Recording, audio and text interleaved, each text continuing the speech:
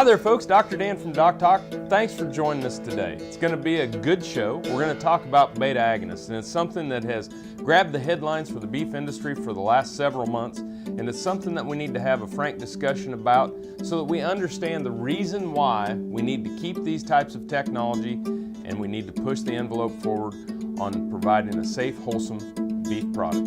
Stay tuned.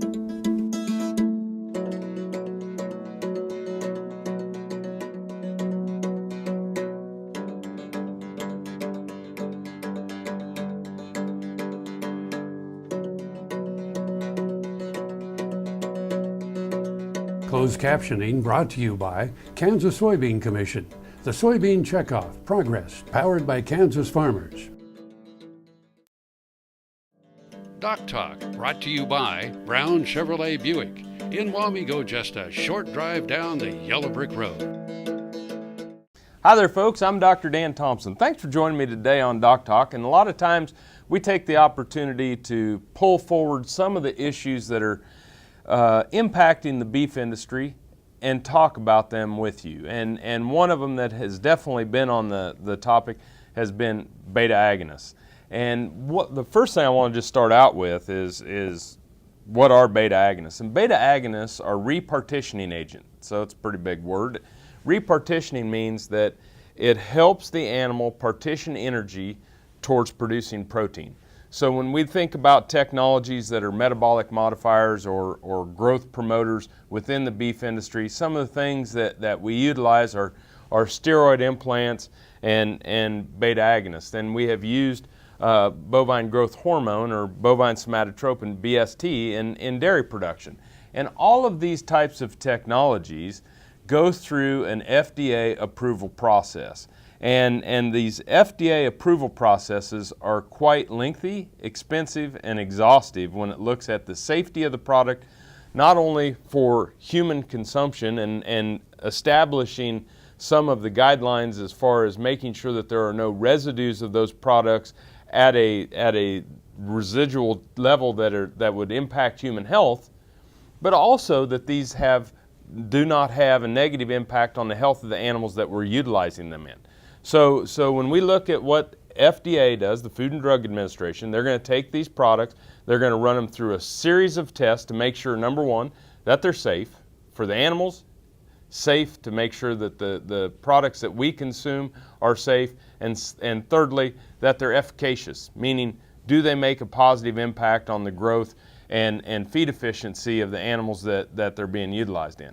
And when we start to think about technology, and we start to think about the technologies that are utilized today, when we talk about efficiency, what we're talking about is the pounds of product, pounds of feed or grain that need to be utilized to produce 1 pound of beef.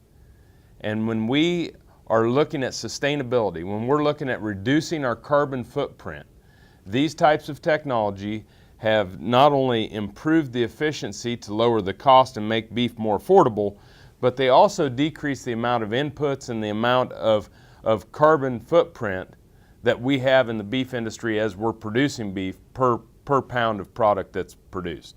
So these are extremely important products.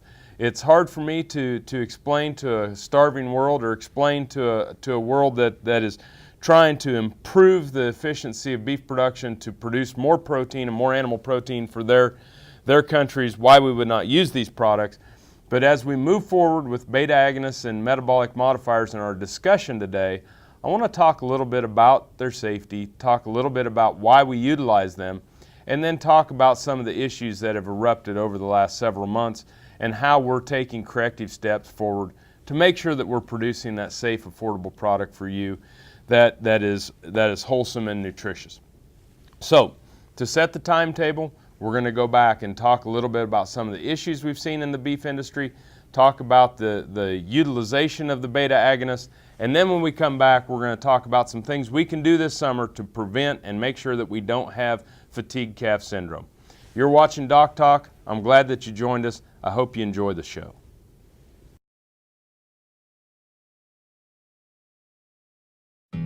This hog is head over hoof for meal made from U.S. soybeans. Now, one hog isn't that impressive, but suppose we add another, and another, and another. Before long, you've got billions of hungry customers around the world all clamoring for the same thing. Our soybeans.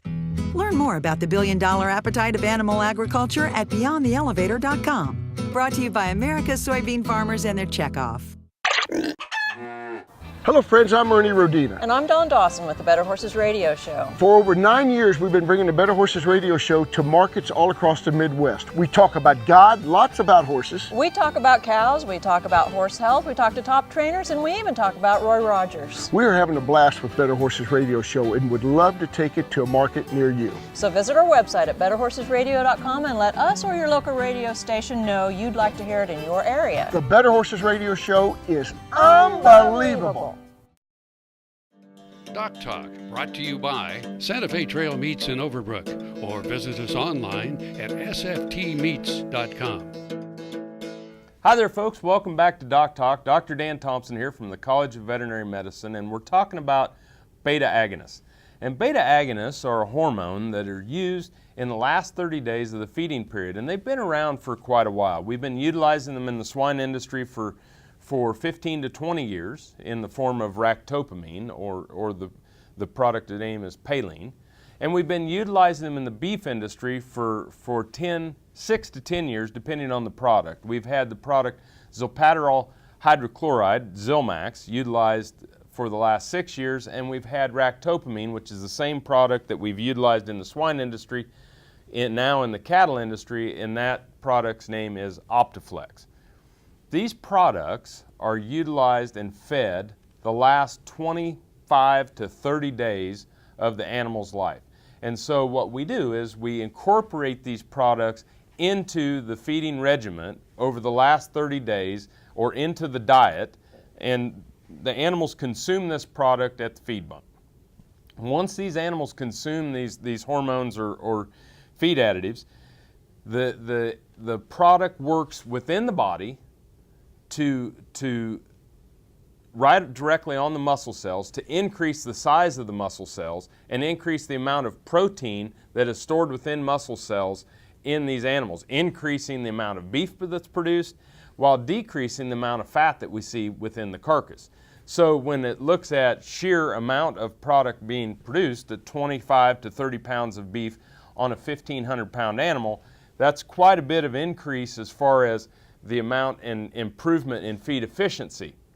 Now the other thing that we do is we make this product leaner, which when we look at quality grade, whether it's a prime steak versus a choice steak, that will decrease the quality grade a little bit. But we have learned how to manage around those facts and issues within the industry. When we think about beta-agonists, and really the big hubbub about beta-agonists has recently come up because of what we've been seeing with the fatigue cattle syndrome. And basically, fatigue cattle syndrome is a problem at the packing plant where these animals have slower moving, or they look like they're tied up. And basically, when we look at all the different things that have occurred, we see the fatigue cattle syndrome problem occurring more in the summer, where we have heat stress and things to that nature. We see it in animals that are large. We see it at the time of slaughter. And we're seeing it at the point in time. There really isn't a breed predilection. There really isn't a steer versus heifer predilection, but summertime large animals coming into the packing plants. And some of the things we're going to discuss today are things that we can do to alleviate these issues that are occurring so that we can maintain that we keep this type of technology current and being able to use it within the beef industry. Beta-agonists in general have been proven to be safe. Beta-agonists in general have been proven to be safe for the animals that they're used in. So when we start to think about how we're going to use these products in animals that we keep increasing the outweight or the slaughter weight in, we're going to have to start to think about some of the animal husbandry practices that we do in the 30 days leading up to before slaughter, and some of the things that we're going to have to do at the point in time of slaughter. You're watching DocTalk. More after the break. It's a big topic, and I don't know if we can get it all in, but we're going to do our very best. Valley Vet Supply is devoted to providing information and professional quality products at reasonable prices. Valley Vet Supply. This is a public notice. After 62 years as the best Western store in the state of Kansas, Roy Fry Western Lifestyles is calling it quits. And that means the entire $1.5 million inventory must be liquidated. And we've lowered prices again. Let's talk Boots, Lucchese, Boulay, Corral, Tony Lama, Justin, Ariat, Nakona, Durango, Farini, and more. Right now, we will beat any price you can find anywhere, even online. Dwayne and his crew are on the floor, making incredible deals for you. Everything must be sold. All ladies' clothing, 50 to 70% off. American West purses and luggage, half price. All jewelry, belts, and home decor, half off. After 62 years, Roy Fry Western wants to say thank you for such great support over the years. We couldn't have done it without you. The Roy Fry Western Lifestyles Retirement Sale. On now. Open Monday through Friday, 10 to 6, 9 to 5 Saturdays, and Sunday, noon to 4 p.m. Roy Fry Western Lifestyles, 121 Northeast Highway 24, Topeka. Don't miss this sale. This Meet the Veterinarian is brought to you by Merck Animal Health, the science of healthier animals. Dr. Dan Gale and his wife Rachel own and operate the Canton Veterinary Clinic in Canton, Missouri, where he works with large animal clients, primarily stocker and cow-calf beef operations.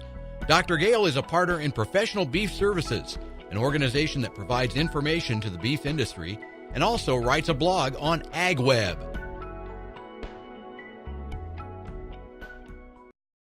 Buying a car shouldn't be this hard.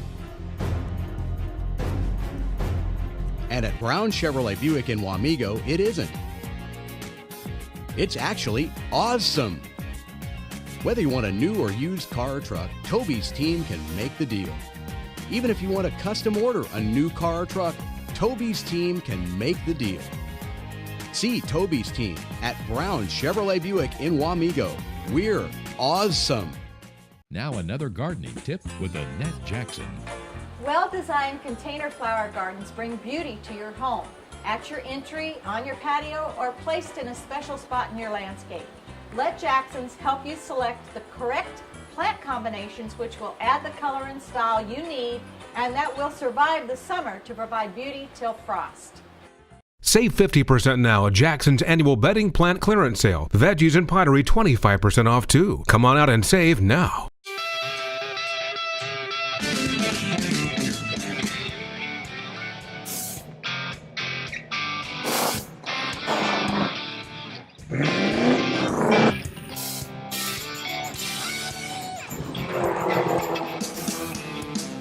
This is the fast track to more jobs and America's energy independence. Advanced performance is here now. Biodiesel, America's advanced biofuel. DocTalk, brought to you by the Kansas Soybean Commission. The Soybean Checkoff, progress powered by Kansas farmers. Hi there, folks. Welcome back to DocTalk. Dr. Dan Thomson here, and we're talking about the issue that has been occurred in the swine industry and occurred in the beef industry, and that's fatigue pig syndrome or fatigue cattle syndrome. And basically, fatigue pig syndrome has been shown to occur in both swine that are consuming a beta-agonist or swine that are not consuming a beta-agonist. As a matter of fact, we've seen it in cattle that were not fed a beta-agonist. And so the beta-agonist issue may be a tipping point or something that when we get to the point in time and we start to think about the stair-stepping of stresses to tip these animals over with the fatigue pig or fatigue cattle syndrome are important to understand. And what fatigue pig syndrome or fatigue cattle syndrome is, as far as a syndrome within animals, it's basically we get these animals that are heavily muscled due to genetics. We get these animals that we feed to a larger outweight, and we have stresses such as heat stress, transportation stress, animal handling, to where these point in time where these animals burn the glycogen stores up within their muscles. And when we have these larger animals with bigger outweights, just like people, larger people don't do as well within heat stress situations, we start to see this fatigue pig syndrome or fatigue cattle syndrome when these animals arrive at the slaughter facility. These animals will be increased in respiratory rate and they will be under duress or stress. These animals will have muscle tremors and they'll be tied up. And the best way I can describe the tying up part of this process is when we go out and exercise, after we haven't exercised for a long time, and we go out and exercise and the next day we wake up and we're sore, we're stiff. Well, that's lactic acid built up. And as we see this fatigue pig syndrome or this fatigue cattle syndrome, and we see these animals that are slower moving, these animals that are tying up or not able to move as well, although people have reached back to look directly at the beta-agonist, there are many, many different issues that are a part of this process to get the animals to the point. Now, how many animals are being affected? I think that it's very dependent on season. We rarely see this problem during the spring, during the winter, or during the fall. It is basically only a summertime issue that we see it within the animals within the industry, and especially within the beef industry. So again, I want to go back to there's two types of stress that I think that we're going to have to focus on as we move forward this summer with these types of products. And the basically is the first 30 or the last 30 days on feed, which is going to be the long-term stress, and then that point in time in which we ship the animals. And so we're going to talk about that as we go forward. But as far as the last 30 days on feed, I think that we're going to have to go back and evaluate how long we're going to put these animals on feed. Are we going to start to control the outweights of these animals? I know that we have a decreased cow herd numbers, which decreases the number of animals going into the feeding facility with an increased demand for beef. So that puts the pressure on us to feed these animals to a little bit bigger outweight. During the summertime, what types of regimens are we coming forward to make sure that we're alleviating heat stress, whether it's increasing the number of water tanks, putting shade on these cattle, knocking down the weeds, all these different things that we can do on long-term stress. When we come back, I'm going to talk about some of the short-term stressors and again, why we need to keep these types of technology. You're watching DocTalk, and I'm very thankful that you joined us. Valley Vet Supply is devoted to providing information and professional quality products at reasonable prices. Valley Vet Supply. American innovation is being driven in places you might not expect by people like Brent Hayek, an Oklahoma family farmer, who recently set a world land speed record in a Ford Super Duty pickup truck powered by renewable B20 biodiesel. Advanced performance is here, now, putting America on the fast track to more jobs and energy independence. Biodiesel, America's advanced biofuel. Tarwater has what you need for all seasons for around the farm and home. Working, hunting, growing, feeding, snow removal, even fun for the kids. And a service department with experienced techs to help keep your equipment in top running condition. Tarwater has a huge selection and the best prices. Tarwater Farm and Home, family owned and operated since 1978. They have what you need.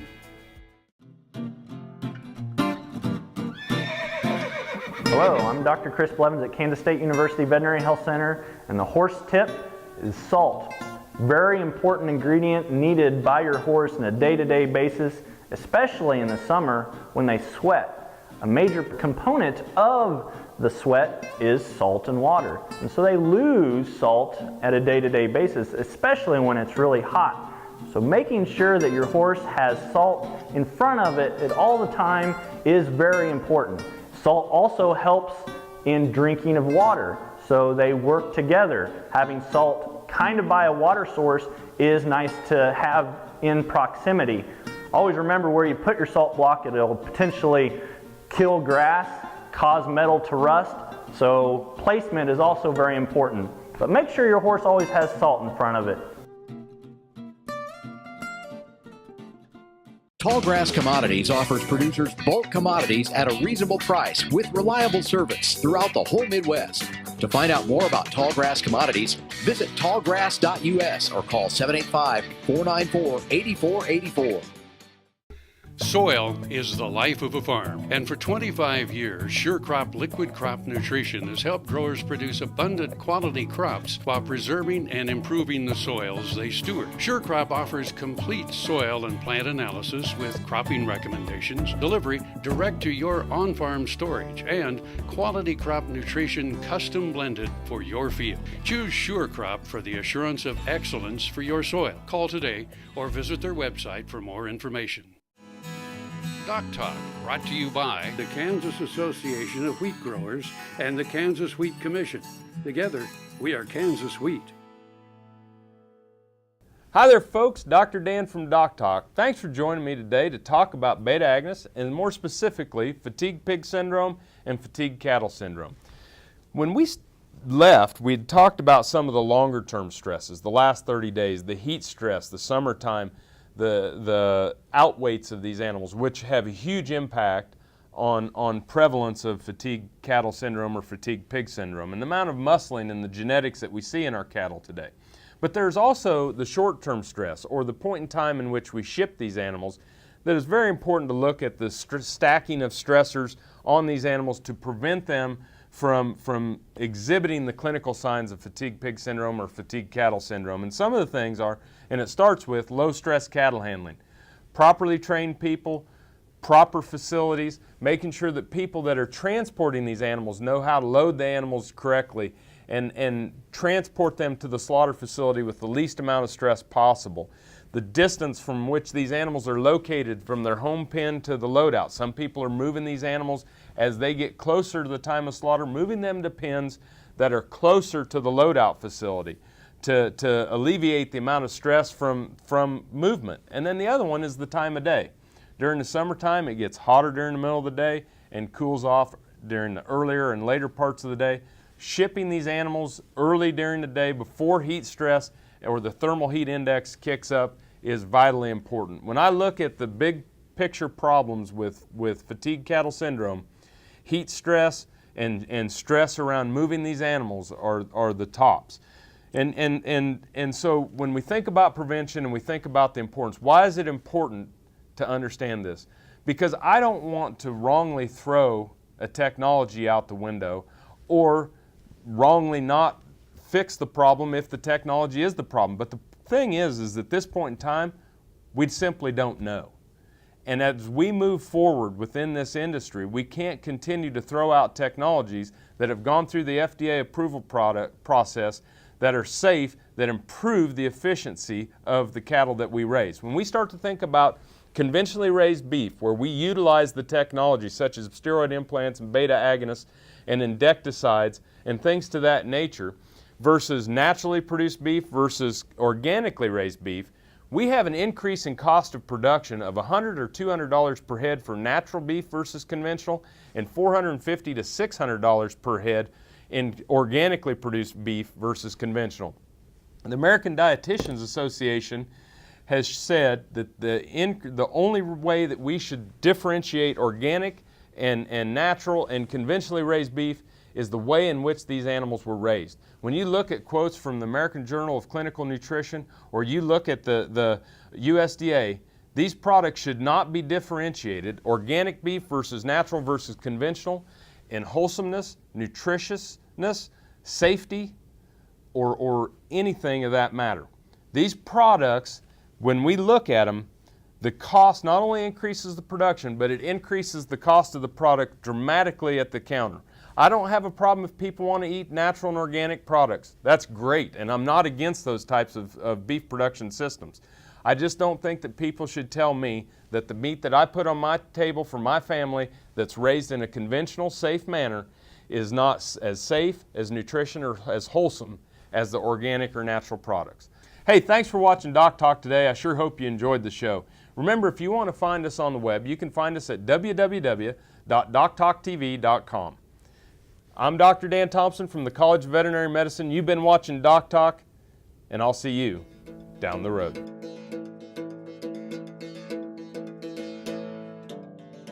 Closed captioning brought to you by Kansas Soybean Commission. The Soybean Checkoff Progress, powered by Kansas farmers.